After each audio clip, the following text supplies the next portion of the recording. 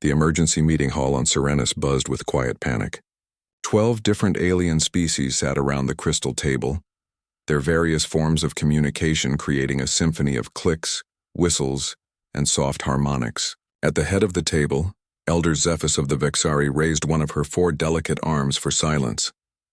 "The outer colonies have fallen," she announced, her voice barely above a whisper. "Kepler 438b was stripped clean 3 days ago. Nothing remains but bare rock." The assembled representatives of the Vexari Confederation shifted uncomfortably. The Trilaxians fluttered their wing membranes in distress, while the crystalline Nathori dimmed to almost complete transparency. These were peaceful species, herbivores and filter feeders who had built their civilization on knowledge, art, and harmony with nature. Commander Veltar, the most aggressive member of their so-called military, stepped forward. His people, the Corvani, were considered the warrior caste of the Confederation. They stood nearly 4 feet tall when fully extended, with natural armor plating and sharp defensive spines. By galactic standards, they were about as threatening as an angry butterfly.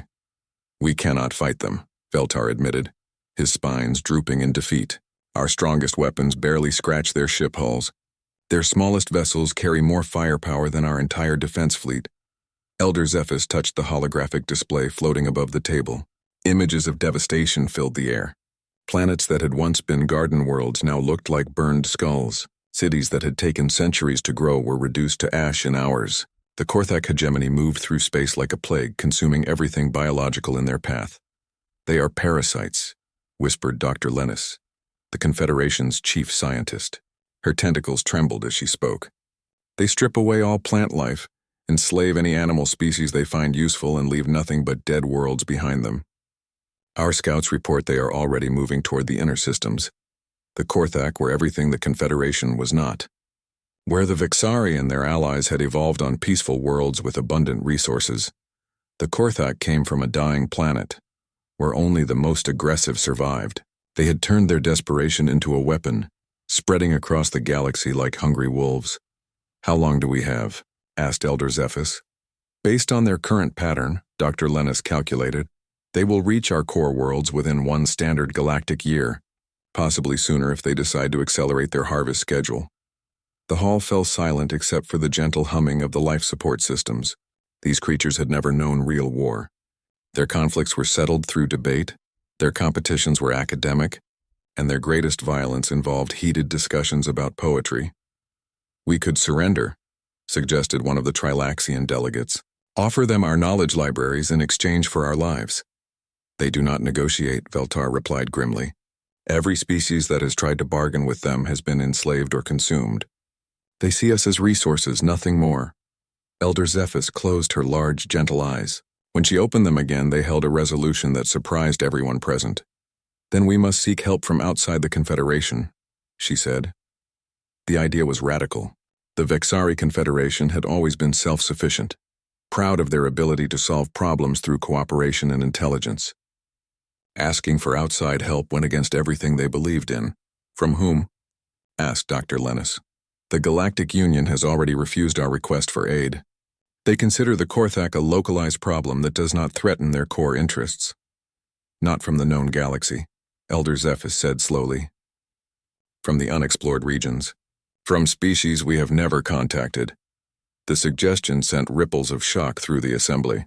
The unexplored regions were considered dangerous, filled with unknown threats and possibly hostile civilizations. The Confederation had always avoided contact with such areas, preferring the safety of known space.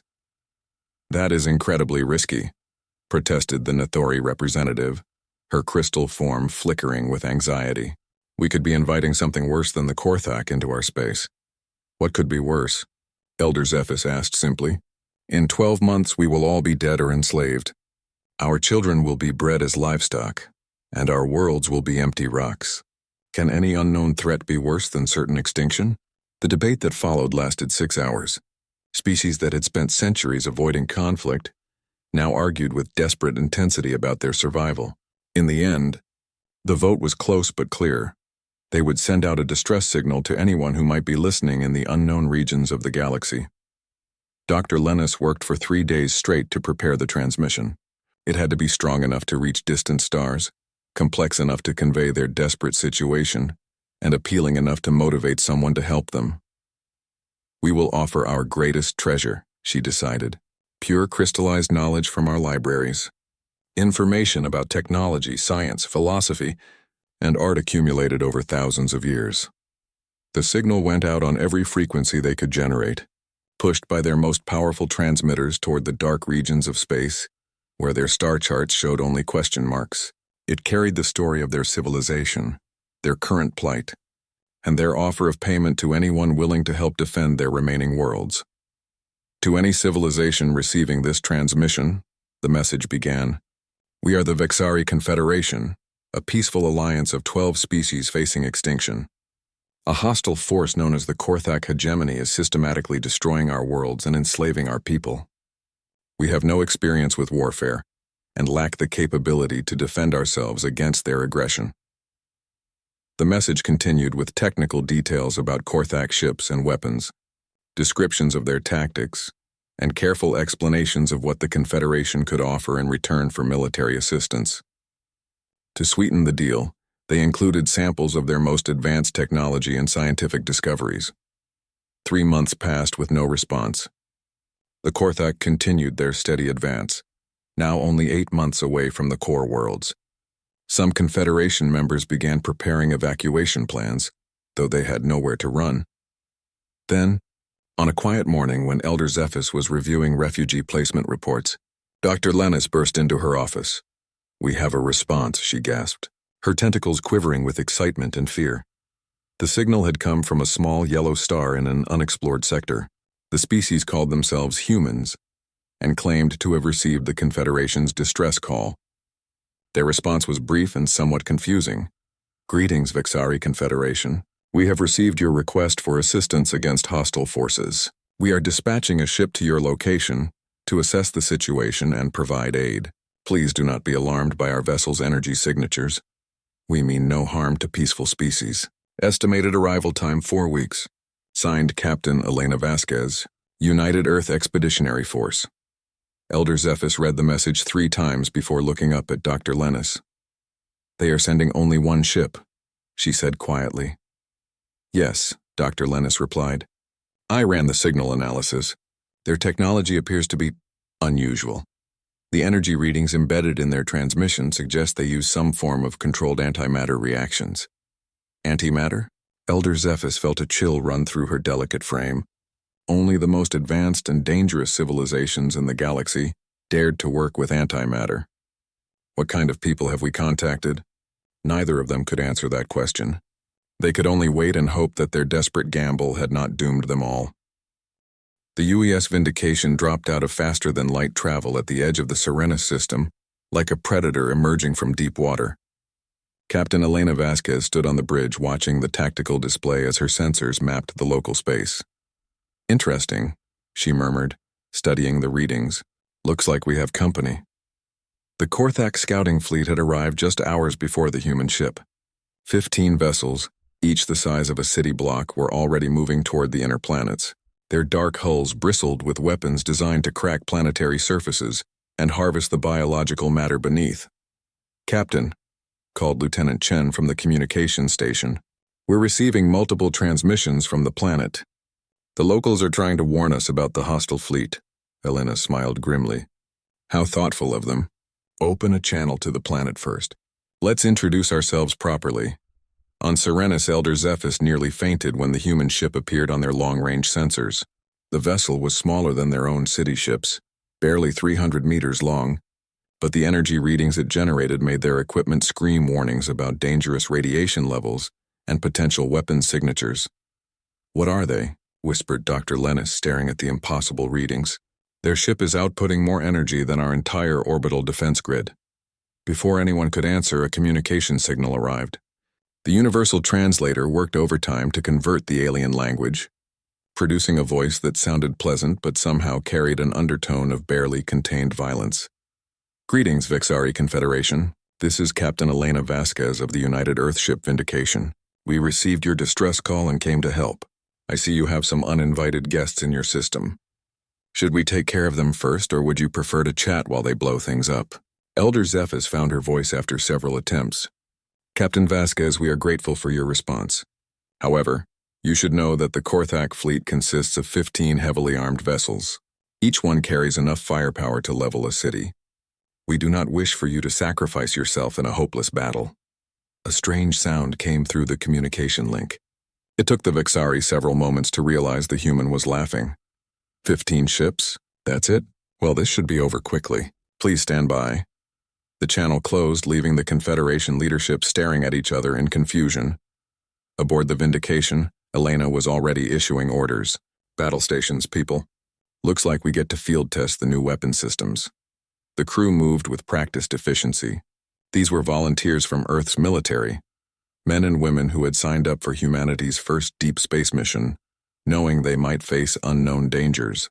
They had trained for years in Earth's high-gravity environment, fought in conflicts across their home planet, and carried weapons that could crack moons. The Korthak fleet detected the human ship's approach and immediately changed course to intercept. To them, it looked like a small, weak vessel crewed by unknown aliens, perfect prey to warm up before the real harvest began. Unknown vessel, came the Korthak transmission. You have entered our hunting ground.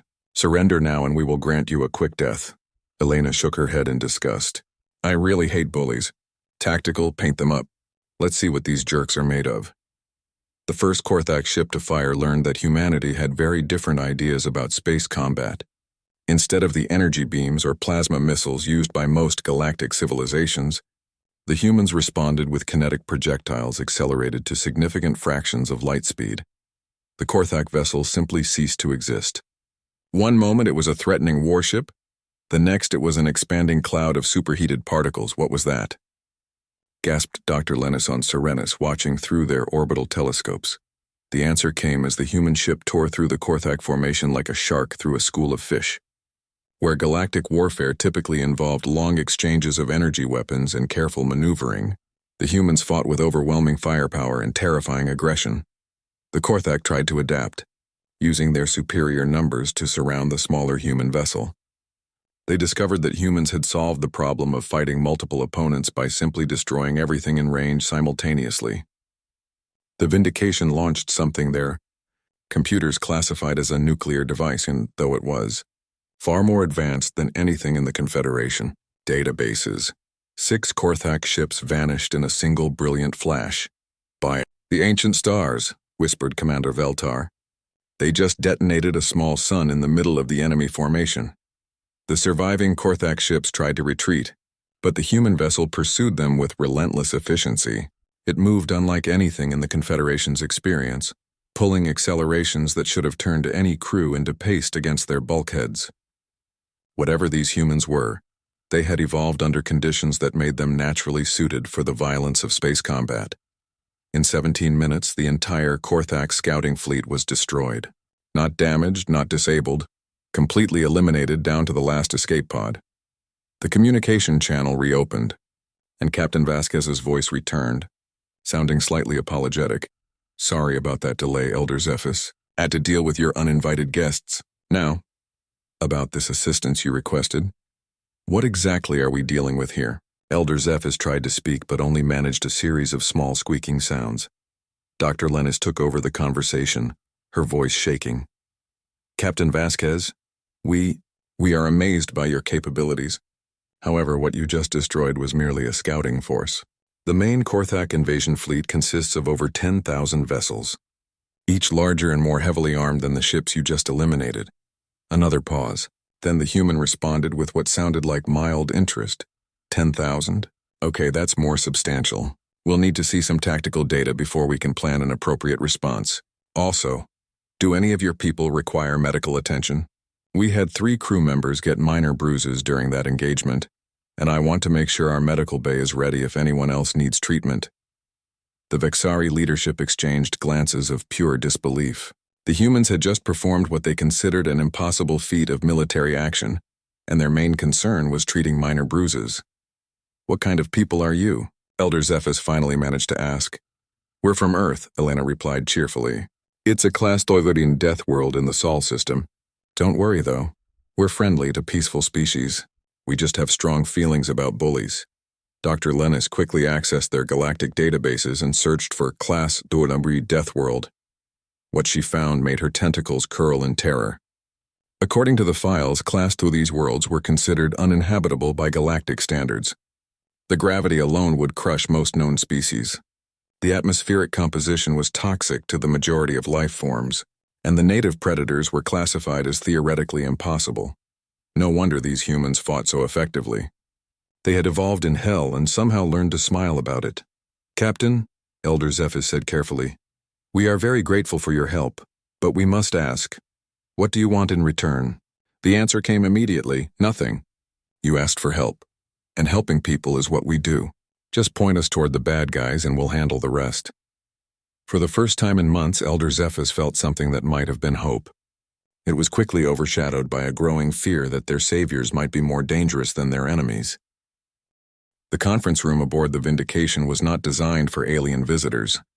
The chairs were too heavy for most species to move, the gravity was almost twice galactic standard, and the air contained enough oxygen to be mildly toxic to many life forms. Elder Zephys and Dr. Lennis wore environmental suits that made them look like children playing dress-up. Captain Elena Vasquez sat across from them, completely comfortable in conditions that would kill most galactic citizens within hours. She was reviewing the tactical data the Vexari had provided about the Korthak invasion fleet, occasionally making notes on a device that projected holographic displays. "Interesting pattern," Elena observed, manipulating the three-dimensional star map floating between them.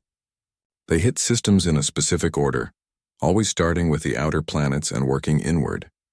Very methodical. Dr. Lennis leaned forward as much as her bulky environmental suit would allow. Yes, they stripped the outer worlds first to establish supply bases, then moved toward the populated inner planets. It gives them time to study their targets and plan the most efficient harvest. "Harvest," Elena repeated, her voice carrying a note of disgust. "That's what they call it when they eat entire civilizations? They view other species as resources," Elder Zephys explained. "Plants for nutrients, animals for labor or food, intelligent beings for specialized tasks. They have been operating this way for over 2,000 years. Elena nodded thoughtfully, then pulled up another display. "According to your data, their main fleet will arrive here in approximately 6 months. Over 10,000 ships, including their command vessels and troop transports." "Yes," whispered Dr. Lennis. "We have been trying to prepare defenses, but our weapons are completely inadequate. Our most powerful planetary defense cannons cannot even penetrate their ship armor." "Well, defense is overrated anyway," Elena said casually. "The best defense is a good offense, or in this case, a really spectacular offense." She touched her control device and the star map zoomed out to show a much larger area of space. Red markers indicated known Korthak territories, while blue dots marked Confederation worlds. "Here's what I'm thinking," Elena continued. "Instead of waiting for them to come to you, we go to them. Hit their staging areas, disrupt their supply lines, maybe take out a few of their major bases." Elder Zephys felt her blood turn cold. "Captain, you cannot possibly be suggesting an offensive action against the entire Korthak hegemony. They control hundreds of star systems. Their military forces number in the millions." "Sure, but most of those forces are tied up in occupation duties," Elena replied, studying the map. "And their supply chain is really vulnerable if you know where to hit it. Look here. They have to funnel resources through these 3 major junction points. Take those out, and you cut off supplies to about 60% of their fleet." Dr. Lennis stared at the human in amazement. "You want to attack their supply bases? Those are some of the most heavily defended positions in known space. Each one is protected by thousands of ships," Elena shrugged. "So we'll have to be creative. Do you have any data on uninhabited systems near Korthak space, particularly ones with unstable stars?"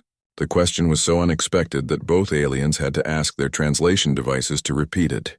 When they understood, they became even more confused. "Unstable stars?" Elder Zephys asked weakly.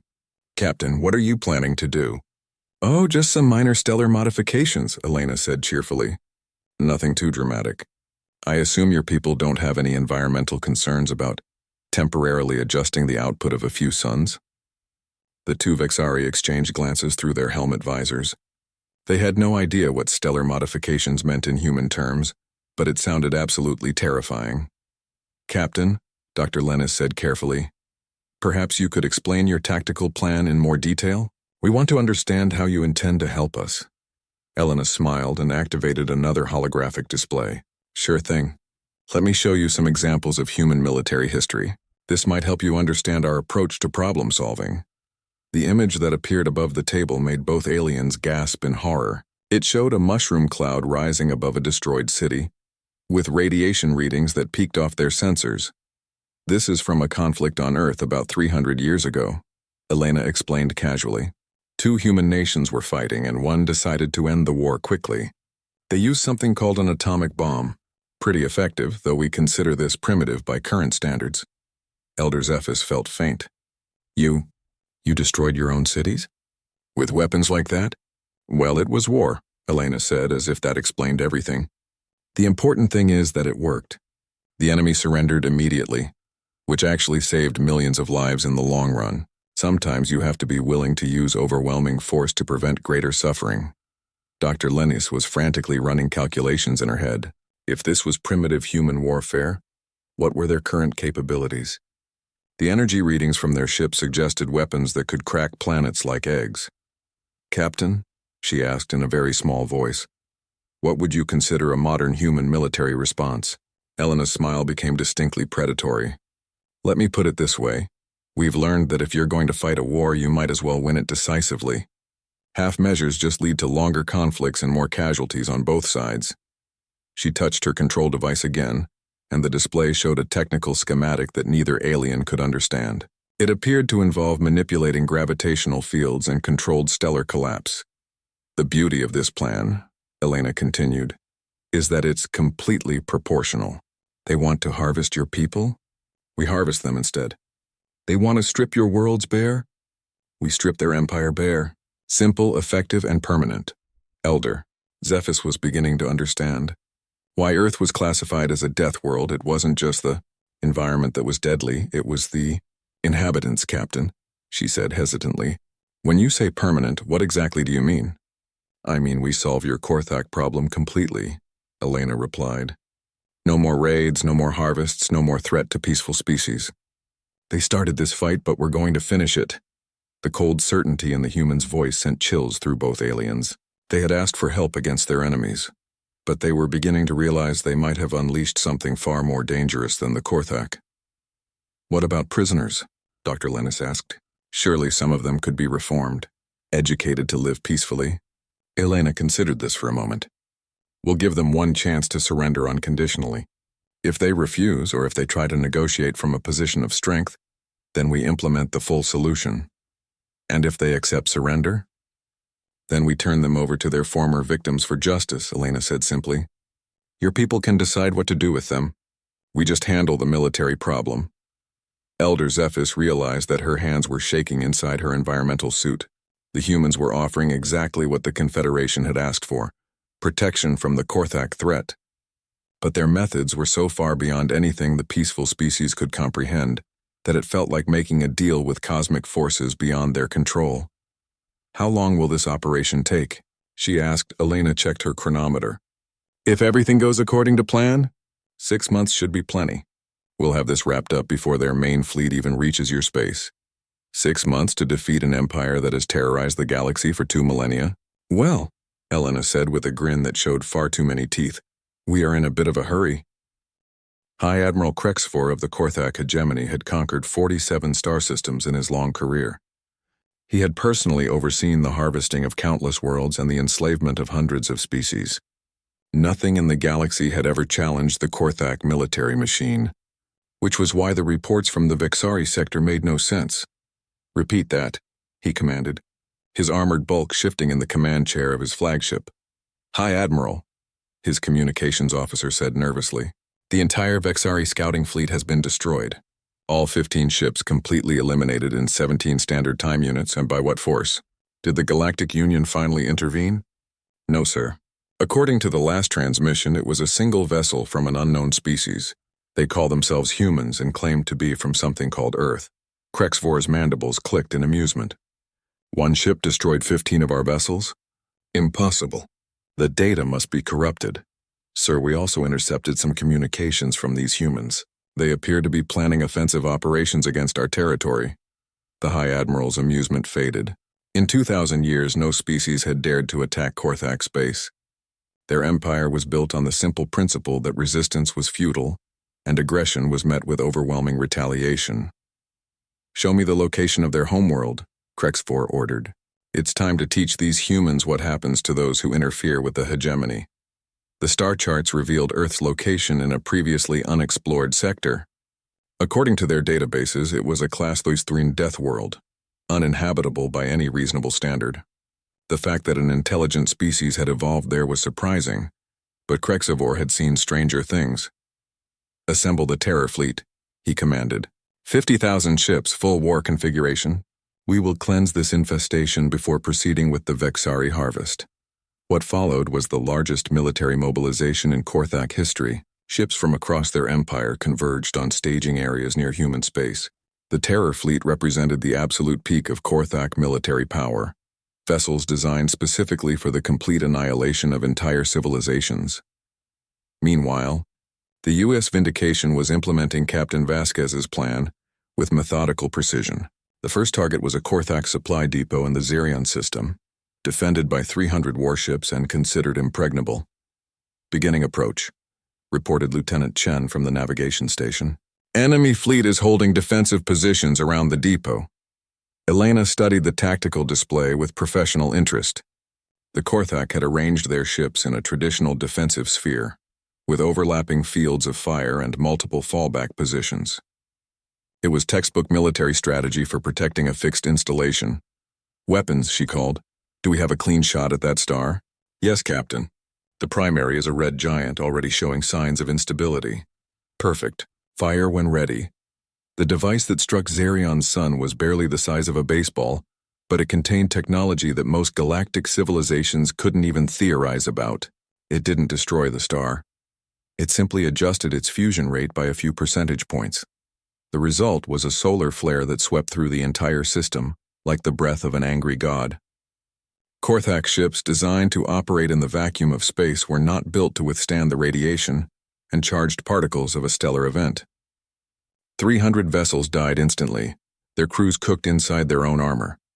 The supply depot itself was vaporized, along with several months' worth of provisions for the Korthak fleet. "Target eliminated," reported the weapons officer with satisfaction. "Moving to secondary objective." The pattern repeated across Korthak space. Where traditional military doctrine called for fleet engagements and territorial conquest, the humans simply removed obstacles. Stars became weapons, gravity wells became traps, and entire systems were turned into kill zones.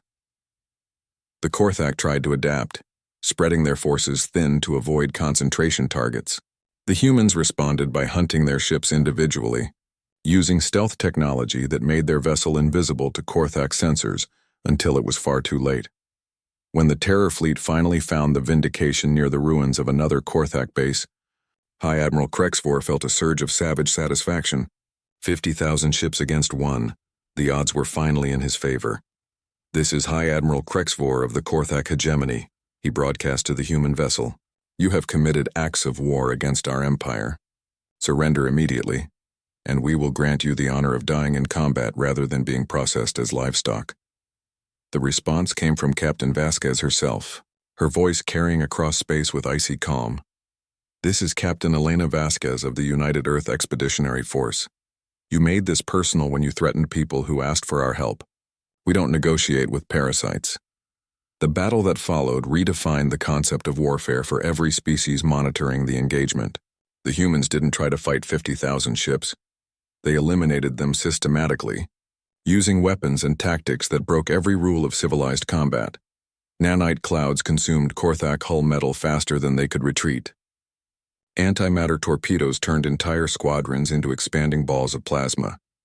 When Korthak boarding parties managed to reach the human ship, they found something that shattered their understanding of combat entirely. The human Marines fought like demons given physical form. These creatures, who looked soft and vulnerable compared to Korthak natural armor, refused to die even when suffering wounds that should have been instantly fatal. They moved with impossible speed in their own ship's crushing gravity, and their weapons fired projectiles that punched through Korthak battle armor like paper. Worse, they seemed to enjoy the fighting. Where most galactic species viewed combat as an unfortunate necessity, the humans approached it with an enthusiasm that terrified their enemies. They used tactics that no civilized being would consider: suicide attacks, deliberate sacrifices, and strategies that accepted massive damage in exchange for tactical advantage. In 6 hours, the Terror fleet was reduced to floating debris and radiation. High Admiral Krexvor's flagship was the last to die, and his final transmission was a desperate plea for mercy. "We surrender," he broadcast. "Please, we can negotiate. There must be terms you will accept." Captain Vasquez's response was broadcast across the galaxy on every frequency the Korthak had ever used. "You should have thought of that before you decided to harvest peaceful species. This is what happens when you threaten people under our protection." The Vindication's final salvo turned the flagship into scattered atoms. But the humans weren't finished. With the main Korthak fleet destroyed, they began a systematic campaign against every Korthak base, outpost, and colony in known space. It wasn't war. It was extermination performed with surgical precision. The few Korthak ships that tried to flee found that the humans had anticipated their escape routes. Those that attempted to hide discovered that human sensors could track them across multiple star systems. The ones that surrendered were turned over to their former victims, who had their own ideas about justice. Within 4 months, the Korthak hegemony simply ceased to exist. A civilization that had terrorized the galaxy for 2 millennia was erased from the universe by a single human ship and its crew of 200 volunteers. The galaxy watched in stunned silence as reports came in from former Korthak territory. Every military installation destroyed, every fleet eliminated, every world either liberated or left as a warning to others who might consider similar careers. The humans had kept their promise to solve the Korthak problem. They had just done it in a way that no one else could have imagined. The UES Vindication returned to Vexari space 6 months after it had departed, arriving exactly on schedule. Captain Elena Vasquez sent a brief message to the Confederation leadership. "Mission accomplished. The Korthak problem has been resolved. Request permission to dock for debriefing." Elder Zephys received the message while sitting in her garden on Serenus, trying to process the reports that had been flooding in from across the galaxy. The news was almost impossible to believe. The Korthak hegemony, a force that had seemed as permanent and unstoppable as gravity itself, had simply vanished. "They actually did it," she whispered to Dr. Lennis, who was reading the latest intelligence reports with a mixture of awe and terror. "Yes," Dr. Lennis replied, her tentacles trembling slightly. "According to our sources, every Korthak military installation has been destroyed. Every fleet has been eliminated. Their entire civilization has been removed." The word hung in the air between them like a physical presence. Removed. Not defeated, not conquered. Completely erased from existence. The humans had approached the problem of the Korthak hegemony the same way one might approach a pest infestation, and with similar results. Word of the human solution had spread throughout the known galaxy faster than the speed of light. Emergency sessions had been called by every major government, military alliance, and trading confederation. Some species hailed humanity as liberators who had freed the galaxy from an ancient evil. Others began frantically fortifying their borders against these new apex predators who could eliminate civilizations as an afternoon's work.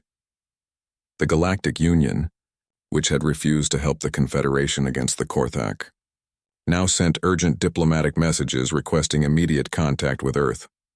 The Hegemony Defense League, a group of militaristic species that had considered themselves the galaxy's premier warriors, quietly disbanded rather than risk attracting human attention.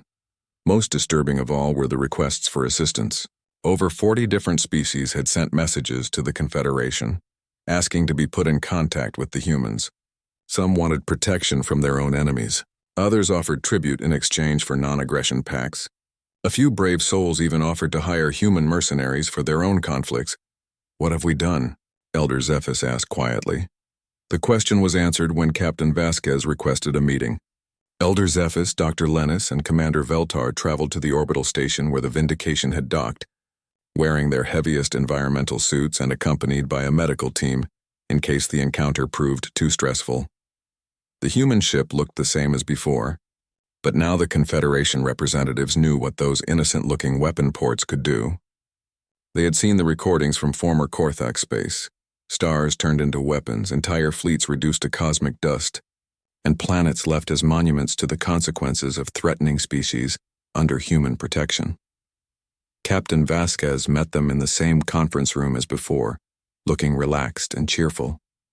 She appeared to be in excellent health despite having just completed what military historians would later classify as the most devastating campaign in galactic history. Elder Zephys, Dr. Lennis, Commander Veltar, she greeted them warmly. Good to see you again. I trust the Korthak haven't been bothering you lately? The casual tone made Elder Zephys feel slightly dizzy. Captain Vasquez, we wanted to thank you for your assistance.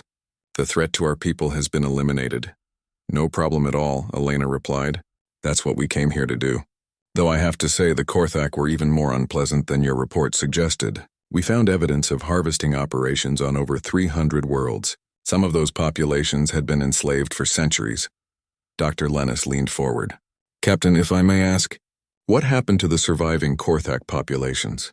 Our sensors detected several worlds that appeared to have been evacuated. Elena's expression grew serious. We gave them one chance to surrender unconditionally. The ones who accepted were turned over to their former victims for judgment. Most of the victim species chose exile over execution, which was more merciful than I expected. And the ones who didn't surrender? They chose to fight to the end, Elena said simply. We honored their choice. The cold finality of the statement sent chills through all three aliens. The humans had offered mercy once, and when it was refused, they had proceeded with complete extermination. It was a level of military efficiency that most species couldn't even comprehend. Captain, Elder Zephys said carefully, we have been receiving communications from other species throughout the galaxy. Many of them are concerned about humanity's military capabilities. Elena raised an eyebrow. Concerned? Why? We only attack aggressors. Peaceful species have nothing to worry about. But your definition of proportional response appears to include the complete elimination of entire civilizations, Dr. Lennis pointed out. Well, yes, Eleanor agreed. If you're going to fight a war, you should plan to win it decisively. Half measures just lead to longer conflicts and more casualties on both sides. Commander Veltar, who had been silent until now, finally spoke up. Captain, many species are wondering what humanity wants. What are your long-term goals in this region of space? Elena looked genuinely puzzled by the question. We don't want anything. We came because you asked for help. We solved your problem and now we're going home. Earth has plenty of challenges to keep us busy without trying to build an empire. But surely you realize that your actions have implications, Elder Zephys said. The balance of power in the galaxy has completely shifted. Many species are afraid that humanity will become the new dominant force. That sounds like their problem, not ours, Elena replied with a shrug. We're not interested in dominating anyone. We just have strong feelings about bullies. The three aliens exchanged glances. The humans genuinely didn't seem to understand the fear they had inspired. To them, the complete annihilation of the Korthak hegemony had been a straightforward police action, not a demonstration of cosmic-level military power. Captain, Dr. Lennis said hesitantly, what if other aggressive species emerge? What if someone else threatens peaceful civilizations? Elena's smile was warm but somehow terrifying. Then they'll learn the same lesson the Korthak did. We know where you live now, Elder Zephys. If anyone threatens the Confederation again, just give us a call. She paused, then added helpfully. But maybe next time, be more specific about what kind of help you want. We assumed you wanted a permanent solution to your problem. As the meeting concluded and the human ship prepared to depart for Earth, Elder Zephys found herself updating the Confederation's xenobiology databases. Next to the entry for Homo sapiens, she added a new classification. Status, helpful. Extremely dangerous when helpful. Do not anger. Do not disappoint. Under no circumstances should they be bored. Warning. This species considers the complete elimination of enemy civilizations to be a proportional response to threats against their allies. Approach with extreme caution and very clear instructions. The entry was immediately copied and distributed to every government, military organization, and trading company in known space. Within weeks, it became the most widely referenced xenobiology file in galactic history. Meanwhile, Captain Vasquez sat in her quarters aboard the Vindication, writing her mission report for Earth Command. The operation had been a complete success. The threat to the Confederation had been eliminated with minimal human casualties. 3 crew members had suffered minor injuries during the campaign, all of whom had made full recoveries. She made a note to recommend that future first contact protocols include clearer definitions of terms like assistance and proportional response. Apparently, other species had very different ideas about appropriate military action. Still, she reflected, the mission had accomplished its primary objective. The Vexari and their allies were safe, the galaxy was rid of a parasitic civilization, and humanity had established its reputation as a reliable ally to peaceful species. Not bad for humanity's first diplomatic mission to the stars, as the Vindication jumped to faster-than-light travel and began its journey home. It left behind a galaxy that would never be quite the same. The age of unchallenged aggressors was over. In its place had come something new, the knowledge that somewhere in the darkness between the stars, there were beings who would respond to calls for help with overwhelming and terrifying efficiency. The humans had kept their promise to protect those who asked for their aid. They had just done it in a way that ensured no one would ever forget the lesson.